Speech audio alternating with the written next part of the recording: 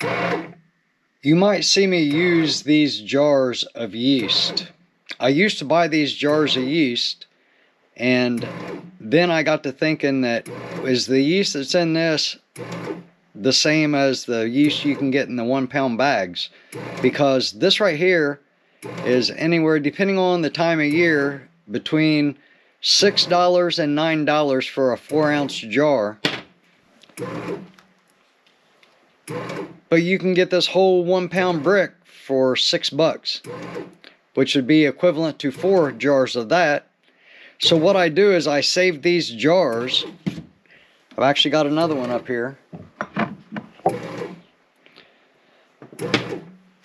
And then I divide these up into these jars, and I freeze all the ones except for the one that I'm not using. So this one's empty, this one's full, but it has this yeast in it. I just bought this yeast because I'm down to my last one. And that's how you can save money. This instant yeast will work just as good as active dry yeast, just as good as breadmaker yeast. I think they're all the same. I don't see any difference using different yeast. The measurements are the same. You see, now I just used 2 grams, which is less than a teaspoon of yeast in this 1-pound bread loaf, and it'll turn out perfect. Then I just simply reuse these jars. You know, when I've got 3 of them that are empty, I'll go ahead and open this up.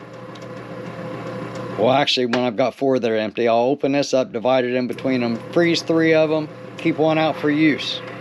Then I just rotate. You know, when I need one out of the freezer, when I run out of the one I'm using, I just get one out of the freezer and keep going. When I get down to the last jar, I buy another one of these.